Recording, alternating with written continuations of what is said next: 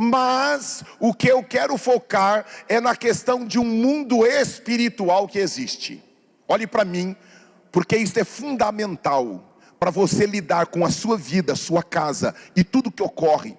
Quando a gente não tem o entendimento do mundo espiritual, nós ficamos perdidos. E comecei pela manhã mencionando Geazi, que Geazi ficou perdido. Agora olha um detalhe importante. Mencionei Hebreus, aonde a Bíblia diz em Hebreus que eu e você somos guardados por anjos. Quantos creem que são salvos em Cristo? Quantos creem que são salvos em Cristo? Abaixa a mão. Os salvos, repitam comigo. A Bíblia diz, no livro de Hebreus, que os salvos são protegidos, servidos e guardados pelos anjos do Senhor. Isso é descrito em Hebreus, mas a gente identifica isso já lá no Antigo Testamento, no episódio de Eliseu. Diga assim, tem gente que dá tanto trabalho para o diabo, que o diabo não usa um demônio, ele usa legiões de demônios. Preste atenção nisso. A grande maioria dos salvos, o diabo olha e fala assim, com esse aqui eu vou mandar um demôniozinho para lutar e tentar detonar ele. Nós vamos falar agora, daqui a pouquinho, a respeito de tipos de demônios. Porque assim como existe, nós vamos tomar cuidado com os extremos. Tem gente que mistifica demais, e aí vira um negócio infantil, imaturo, um negócio louco, no que diz respeito ao mundo espiritual. Agora existe um outro lado, que estuda demais, letrado demais, eu gosto de estudar, mas fica um povo extremamente pedagógico, extremamente letrado, e que não dá o devido valor ao mundo espiritual que existe agora, aqui. Existem demônios, não, eles não entraram aqui, porque querendo ou não, eles respeitam hierarquia espiritual. E o fato de eu ser biblicamente considerado anjo da igreja, e que não autorizam a entrada de demônios, eles não entram aqui. Todavia, existem pessoas aqui que não está colocado sobre eles apenas um anjo para guardá-lo. Tem gente aqui que Deus colocou 10, 15, tem gente aqui que existem mais de 100 anjos que estão, enquanto você dorme, estão rondando sua casa. Quando você dirige, quando você sai para trabalhar, tem gente aqui que existem mais de 100 anjos colocados à sua disposição para guardar você. Por que isso? Porque você é alguém que tem abençoado dezenas e centenas de pessoas. Assim como Eliseu, que Eliseu estava sendo usado, e o que eu estou falando, irmãos, é importantíssimo, e guarde isso. Eliseu estava sendo utilizado para proteger e guardar uma nação inteira. Milhares teriam morrido sem o discernimento e sem o instrumento que Deus estava utilizando, chamado Eliseu. Quando o rei da Síria dizia, vá lá, vem por aquele caminho, entra e mata todos naquela cidade, Eliseu, um homem com discernimento espiritual, diga assim, Deus quer que eu cresça em visão e discernimento espiritual. Quanto maior for a minha visão e a minha maturidade, Deus vai me usar para guardar, proteger mais pessoas. E era o que estava acontecendo quando o inimigo ia lá, utilizando a nossa briga, e nós vamos ver aqui em Efésios, nunca é com pessoas. O diabo estava utilizando o rei da Síria para destruir o povo de Deus. Mas assim como, ouça aqui, repita comigo, o diabo veio do céu, e lá no céu ele viu muita coisa que funcionava, ponto. Quando ele saiu do céu e ele se tornou agora Satanás, o que ocorre? Ele lembra e ele sabe o que funcionava lá, e a Bíblia diz que ele copia, ele procura imitar aquilo que Deus fazia, E por isso, assim como existe uma hierarquia no mundo de luz, no mundo dos céus, no mundo governado pelo Senhor, também existe uma hierarquia governada por Satanás, com demônios, principados e potestades. E nós vemos ali que Deus não enviou um anjo só. E eu não vou me deter no texto, você ouça e assista lá o culto da manhã, que quando estava lá um exército da Síria, o rei da Síria disse: eu vou mostrar para esse Eliseu quem eu sou.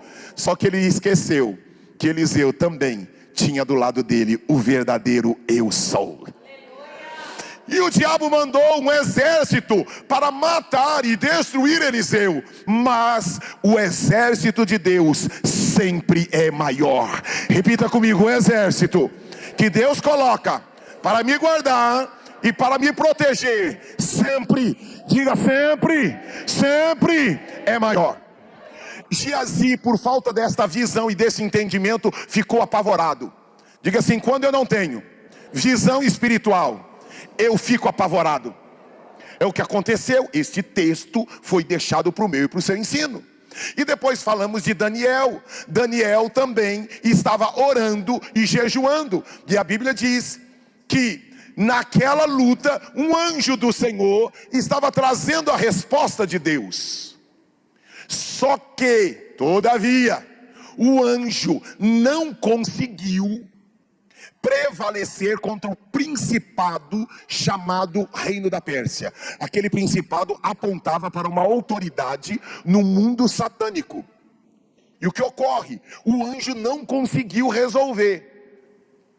Só que repita comigo: o diabo tem os seus maiorais, mas Deus também tem os seus maiorais.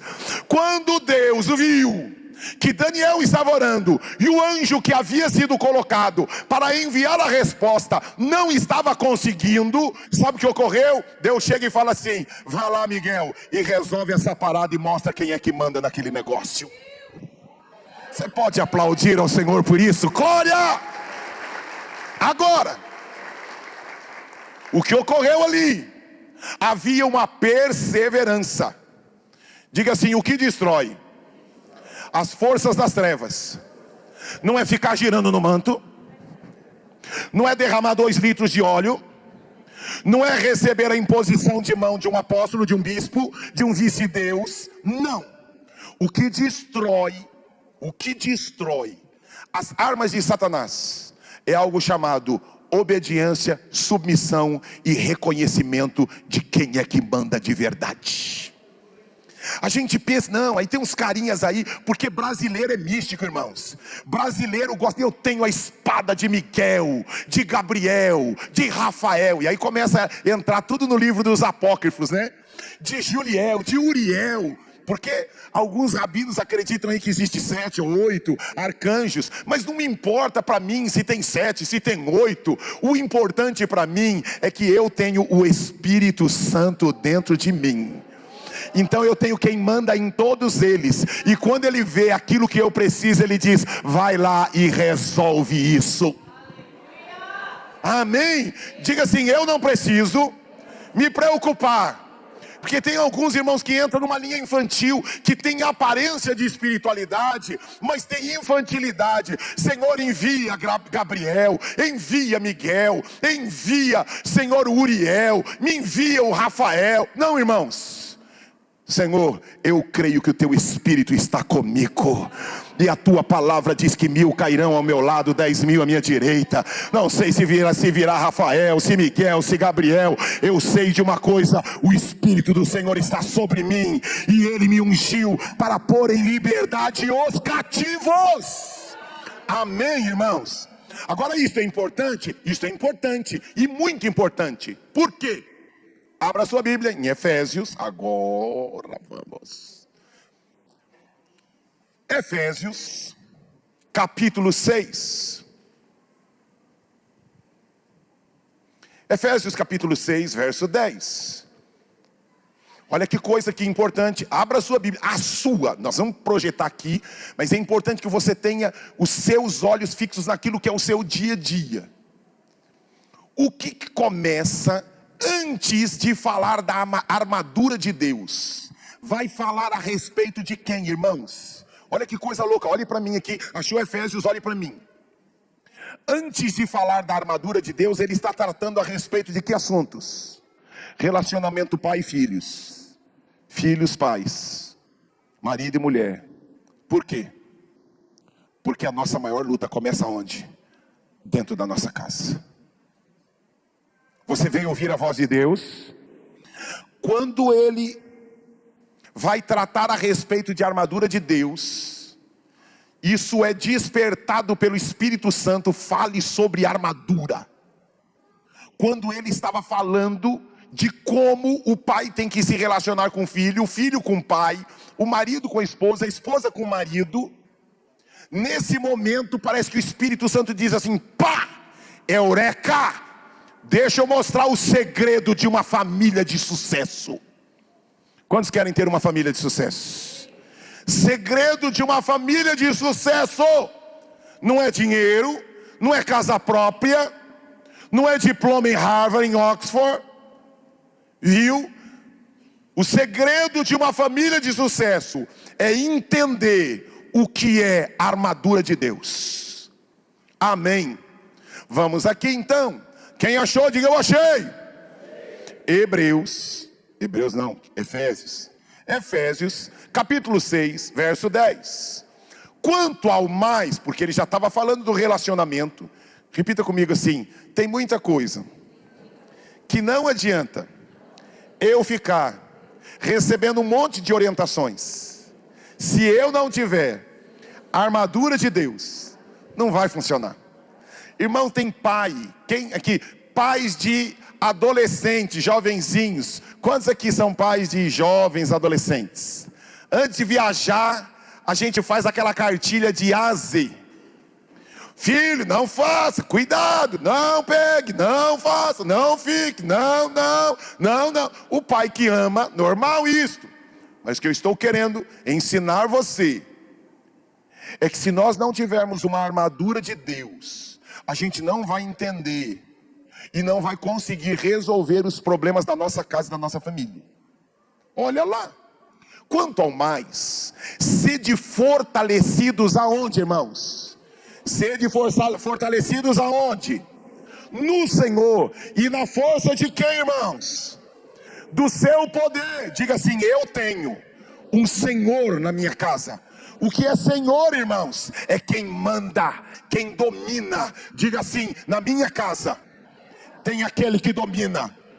Diga assim: não é minha esposa e muito menos minha sogra. Diga: quem domina a minha casa é o Senhor dos senhores. Eu e você precisamos ver isto no mundo espiritual. Alguém que governa a minha casa, e ele tem poder. Verso 11: revestivos de algumas, é o que está escrito, de alguma armadura de Deus, é o que está escrito. O que é que está escrito, irmãos? Revestivos de toda a armadura de Deus, para poderdes ficar firmes contra as.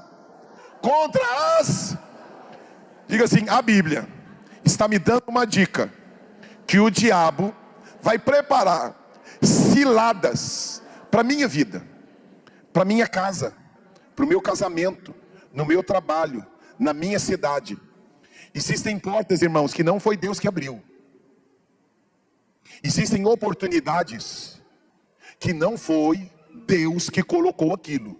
E você precisa, repita comigo, eu preciso orar e pedir discernimento de Deus para saber se é uma oportunidade. Fale isso. Eu preciso do Espírito Santo para me mostrar se é oportunidade ou se é cilada do diabo para destruir aquilo que eu amo.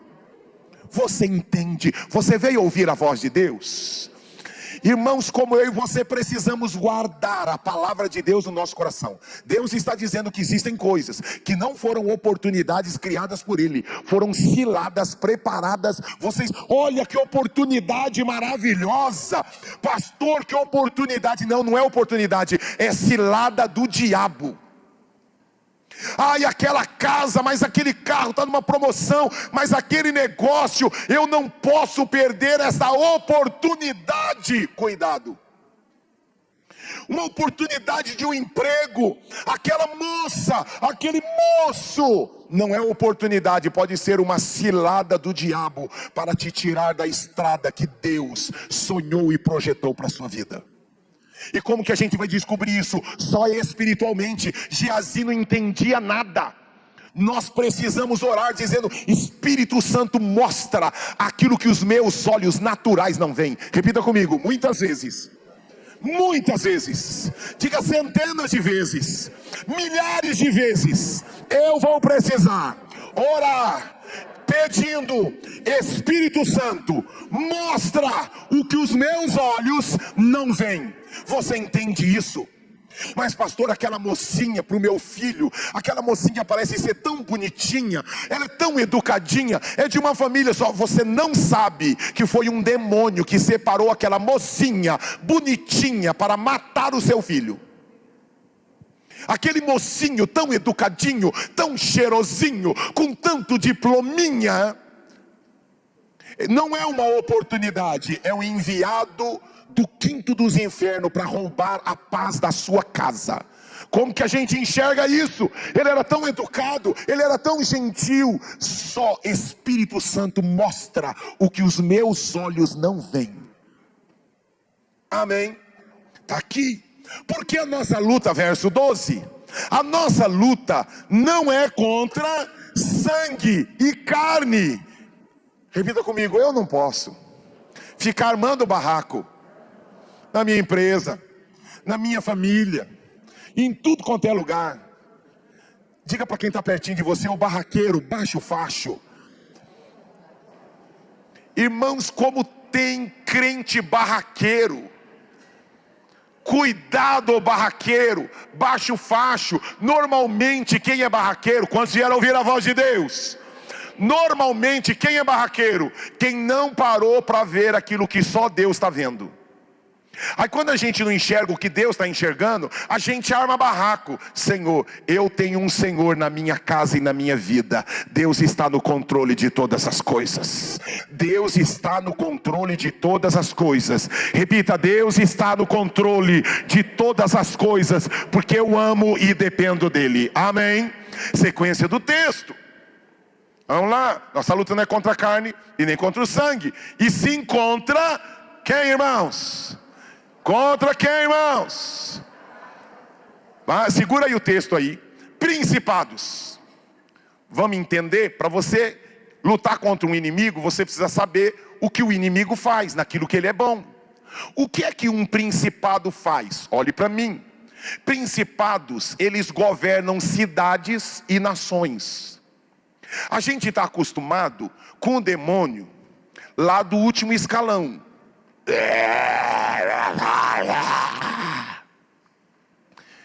Principado não fala grosso e não pega em microfone. Principado governa presidentes e reis. Não adianta colocar a mão, não vai manifestar. Por quê? Porque principado não possui. Principado induz. Faça, pegue, mate, feche, derruba, prende, cata. Nós precisamos entender. Por que algumas nações, o rei acabou de morrer, o presidente, muda o primeiro-ministro, mas a nação continua na podridão e na miséria? Por quê? Porque mudou o rei morreu, o presidente morreu, mas principado não morre, porque é algo espiritual. Principado, morreu o rei, sai um rei, entra outro rei, sai um presidente, entra outro presidente. Por isso que eu e você, nós precisamos orar pelo nosso presidente todos os dias. Senhor, governa o nosso presidente, dá direção, mostra aonde ele tem que fazer, o que é que ele não pode fazer, governa sobre eles e remove toda a intervenção de principados da maldade e levanta um principado celestial sobre a nossa nação e sobre a nossa cidade. Aí por falta de imaturidade espiritual, a gente chega e xinga o cara de ladrão, bandido, sem vergonha. Sim, ele é sem vergonha, ele é bandido. Não estou dizendo do nosso presidente, mas eu estou dizendo, eu estou querendo só chamar a sua atenção, é que muitas vezes, por sermos meninos espirituais, a gente começa a brigar contra a carne, e a nossa briga não é contra a carne, a nossa briga é contra principados e potestades. Olha quem era Faraó, irmãos. Faraó era um assassino, Faraó era um adúltero, Faraó era um idólatra, mas comeu nas mãos de José. Você entende isso? Comeu nas mãos de José. Questionou José: como faço? Vendo ou não vendo? Como faço? Como pego? Como cuido disso? Faraó continuou sendo idólatra, Faraó continuou sendo um assassino, mas Deus usou José para conduzir o reinado do Egito. Vocês entendem isso, irmãos? Que nós precisamos profetizar que o principado e que quem manda no Brasil é o Senhor, com seus anjos, arcanjos, querubins e serafins, e ponto. Amém. Então está aqui biblicamente, a nossa luta é contra principados. Que mais? Contra potestades. O que é que potestade faz? Potestade faz, sabe o que, irmãos? Algo que eu e você não percebemos. Principado ele governa, mas potestade ele trabalha somente com influência.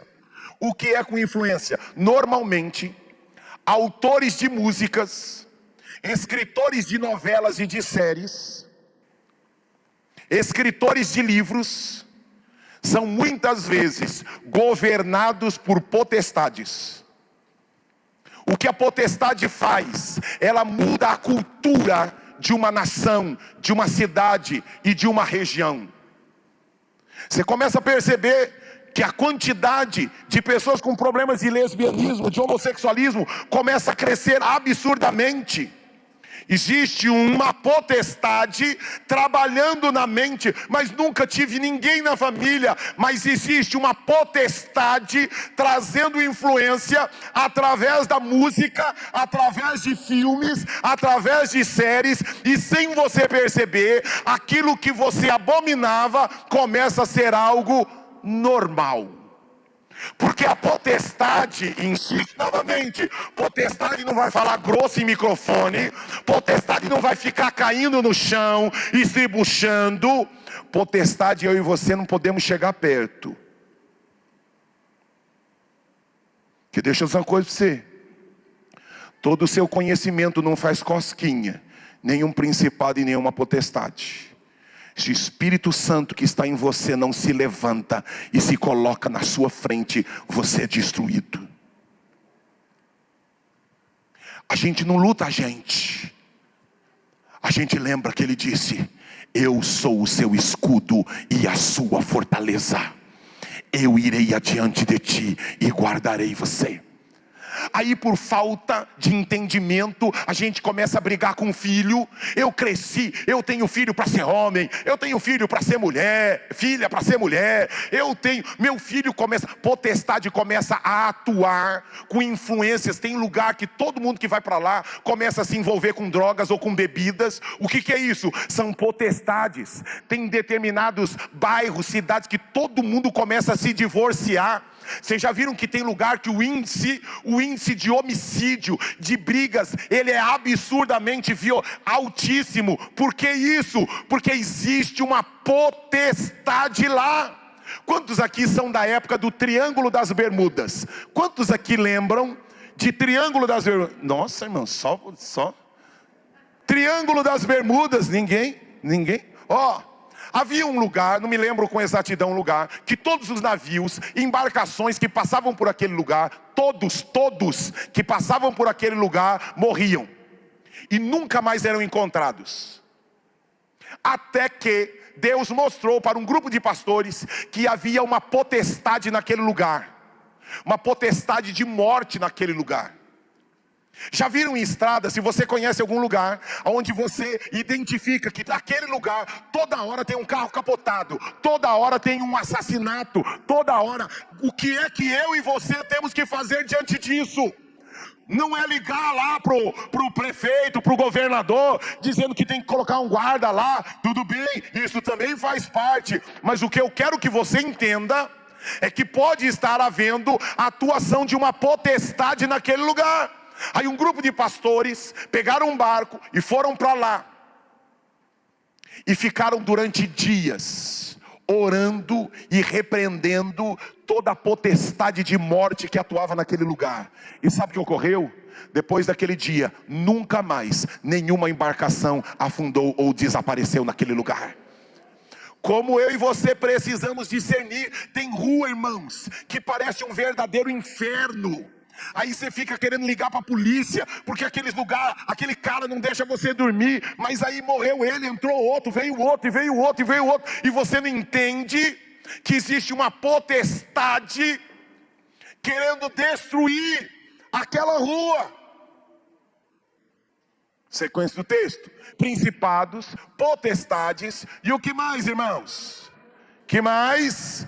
Dominadores. O que são dominadores? Dominadores são aqueles que fecham e abrem lugares de acesso. Já viram determinados lugares que ninguém entra ali se o cara não autorizar a entrada e saída? O cara morre, mas continua. Agora vem um outro, que é ele quem define quem sobe, quem desce, quem entra e quem sai. O que é aquilo ali? Um dominador novamente. Dominador. Como eu e você precisamos tomar cuidado. E aí agora vem lá o texto de Tiago. Agora abra a sua Bíblia, coloca lá um dedinho em Efésios e abra lá em Tiago capítulo 4 verso 17. Diz: portanto, obedeçam a Deus e resistam ao diabo, e o que vai acontecer? Ele fugirá de vós. E eu fiz um teatrinho pela manhã e que reproduz isso, que quando eu e você resistimos ao diabo, sabe o que ocorre? A gente começa a alcançar pessoas para o Senhor. Começamos a alcançar pessoas para o Senhor. Quer ver? Deixa eu pegar aqui meu amigo aqui, cadê o Tirolo? Tirolo está de preto, vem cá, filho. Vai fazer papel do capeta aqui, do dominador, vem cá. Olha só, deixa eu pegar aqui meu amigo São Paulino, vem aqui. Cadê o Gui? Vem cá, Gui, vem cá, rapidinho aqui, o Gui. Valdeci, vem cá também aqui, ó, rapidinho aqui. O que ocorre? Existem, irmãos, dominadores. O que dominador fez? Lembra que existe uma hierarquia espiritual? Esse dominador, ele tem que prestar contas lá para a sua hierarquia, dizendo: ó, consegui acabar com o casamento desse daqui, consegui fazer com que ele se envolvesse com drogas, eu consegui destruir a vida emocional, ele não consegue se dar bem, ele vive em depressão, ele vive angustiado, ele tem casa, ele tem esposa, ele tem filhos, mas existe um desejo suicida nele, e eu estou aqui destruindo ele. O que é isso, irmãos? É resistir ao diabo. O que é resistir ao diabo? Eu estou debaixo de proteção. Lembra que nós lemos? 1000 cairão ao meu lado, 10.000 à minha direita, mas eu não serei atingido. Todavia, o que é resistir ao diabo? Resistir ao diabo é quando eu tenho consciência de que o Senhor está em mim e quer trabalhar através de mim. Eu começo a resistir ao diabo, e quando eu resisto a ele, eu salvo mais um. Vem para cá, você está livre da opressão. Eu começo a resistir ao diabo, eu pego mais um e eu liberto aperto mais um, resistir ao diabo. Irmãos, e sabe o que vai acontecer? O diabo vai ver que Deus está me usando para salvar muita gente. Sabe o que o diabo vai fazer? O diabo vai mandar mais algum. Vem cá, aquele que está de preto ali, esqueci o nome dele. Vem cá, vai representar um demôniozinho aqui, filho. Vamos lá. Aí o diabo percebe que esse demônio aqui, essa potestade não está conseguindo dar conta. Sabe o que ele vai fazer? Agora o dominador, ele trouxe agora um principado também. Mas sabe o que ocorre? Aí vem Deus, irmãos, vem Deus, e ele envia agora o anjo, seja lá se é Gabriel, se é Miguel, mas Deus envia alguém. E agora junto comigo, agora ele tem mais gente, mas agora eu também não estou sozinho. Olha o tamanho do que ele mandou. E agora a gente começa a resistir, e a gente livra mais um. E agora seja livre, seja alegre e feliz. Irmãos, ouça aqui. Quando a gente é menino, a gente fica vivendo a vida pensando só em comprar um carro novo, trocar de casa. Eu não sei se eu moro no interior, se eu moro na cidade. Eu não sei se eu faço a faculdade disso ou faculdade daquilo. Deixe de ser menino. Deus chamou você para destruir as obras do inferno. O diabo tem os seus homens, mas Deus tem os seus também. E quando eu e você não conseguirmos resistir, Deus vai enviar principados celestiais, arcanjos celestiais, e maior é o que está em nós do que aquele que está no mundo. O que Deus quer de mim e de você é que nós sonhemos com 3, com 3 mil, com 300 mil.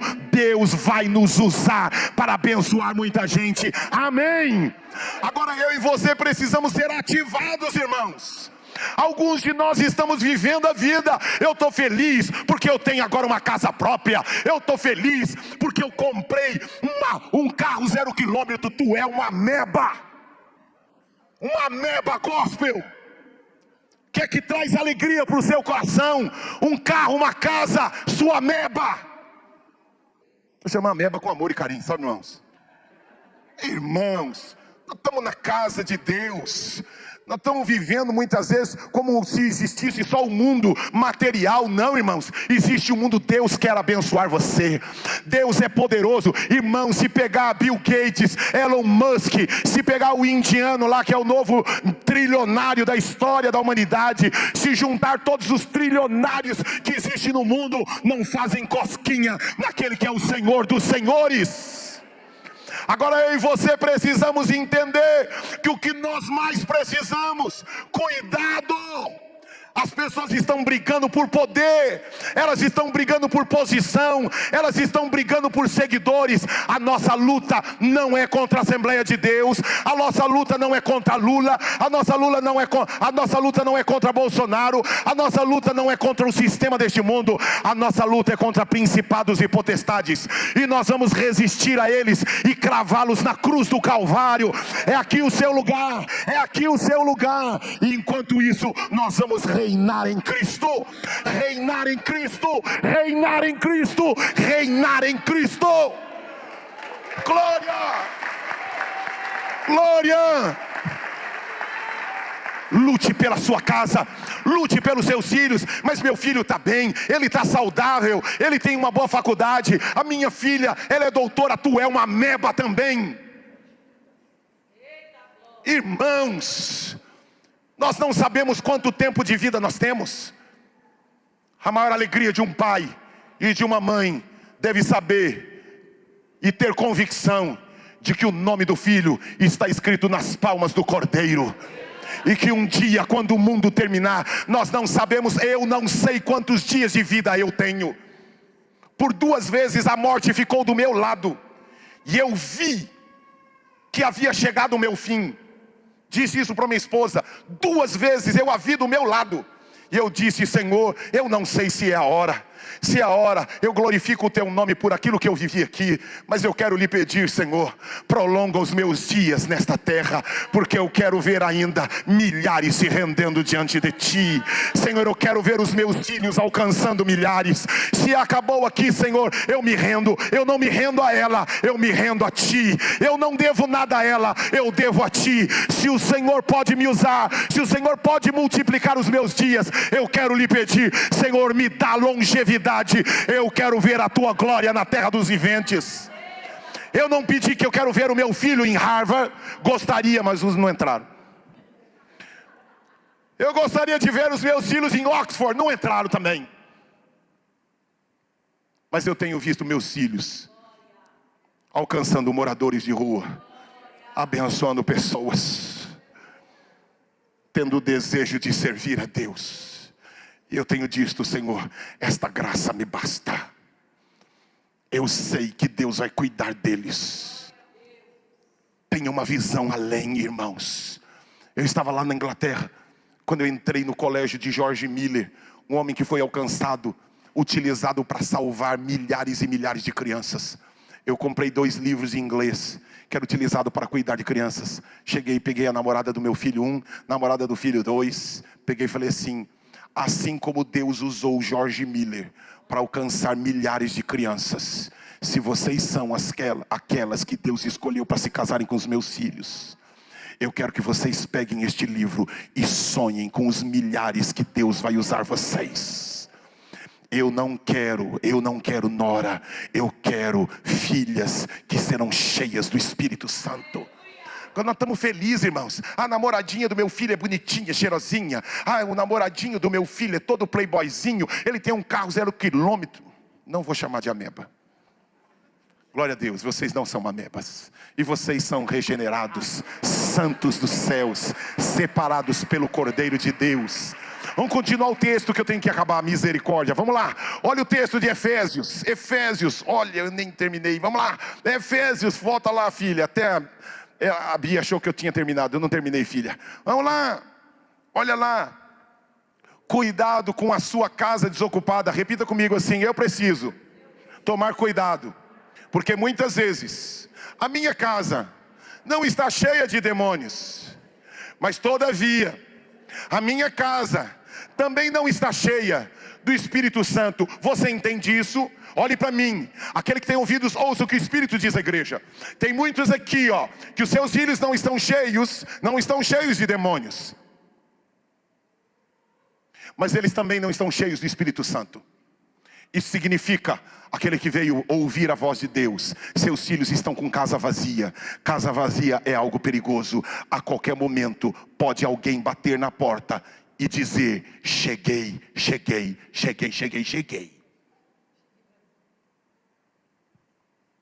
Porque nós somos casa. Repita comigo: eu sou casa. Agora eu decido quem vai estar na minha casa. E tem muita gente que está naquele botão do ventilador. Lembra que eu falei? Não está nem cheio do Espírito Santo e nem está cheio de demônios. Sim, sua casa está limpinha, bonitinha. Cuidado! Cuidado! Casa vazia é algo perigoso. Porque quando demônios vêm e olham para dentro da nossa casa, eu falei: eu entrar aí, sou louco. Vou mexer com aquele que manda em tudo e em todos, tô fora. Agora, quando ele vê uma casinha bonitinha, cheirosinha, vazia, eita, era tudo que eu queria. Diga assim: eu e a minha casa. Diga assim: eu e a minha família precisamos ser casa ocupada, ocupada pelo Senhor. E olha lá a sequência: principados e potestades, resistir no dia mal, depois de teres vencido tudo, permanecer inabaláveis. Espera aí, vamos lá, volta um pouquinho. Por isso peguem, nossa luta não é contra a carne, nem contra dominadores tenebrosos. Não vai dar para eu falar aqui de contra todas as forças do mal. Quem são as forças do mal? São os demônios aí que ficam fazendo festinha, cirquinho por aí. São as forças do mal nas regiões celestiais. Verso 13: por isso, peguem toda a armadura de Deus, para que vocês possam resistir. Não adianta, eu sou o cara, esse cara sou eu. Você não faz cosquinha em demônio, viu? Nem demônio, não precisa ser dominador, nem principado. Pega um demônio carrancudo que você vai ver o que é bom para tosse. Depois, olha lá: por isso, peguem toda a armadura de Deus, para que vocês possam resistir no dia mau, e depois de terem vencido tudo, permanecer inabaláveis. Verso 14: portanto fiquem firmes, cingindo-vos com a verdade, e vestindo a couraça da justiça. Diga assim: a minha justiça não vem da minha razão, vem do céu. Tenham os pés calçados com a preparação do evangelho da paz. Não vai dar para eu explicar a armadura, nós vamos chegar onde eu quero aqui, enquanto a banda sobe. Segurando sempre o escudo da fé. Diga assim: a fé, ela me protege, com o qual poderão apagar todos os dardos inflamados do maligno. O diabo vai dizer: você não serve para nada, você está destruído. Mas o escudo da fé lembra: não, eu não estou largado neste mundo, Deus está comigo. Deus está comigo, que é o escudo da fé. O capacete da salvação. E agora aqui, ó, e a espada do Espírito. Olha aqui, e eu vou ter que parar por aqui.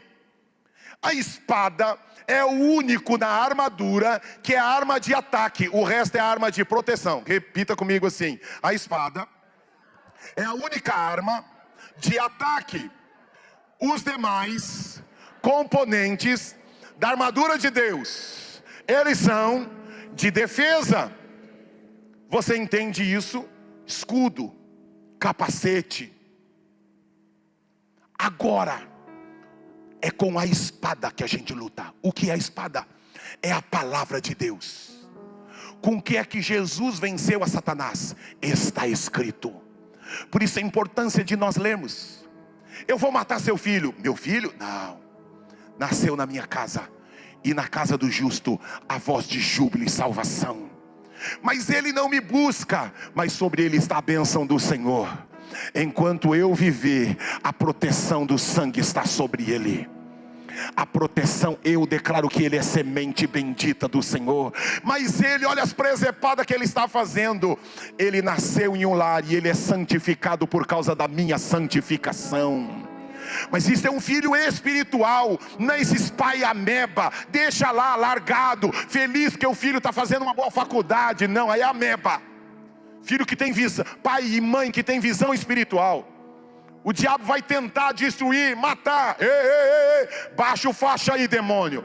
Seja você principado, potestade, seja você dominador. Eu quero dizer algo para você: por causa de mim, toda a minha casa é santificada. Todos os meus filhos são guardados debaixo do sangue do Cordeiro. Tem um pastor aí, David Robertson, acho que é isso. Eu o conheci pessoalmente.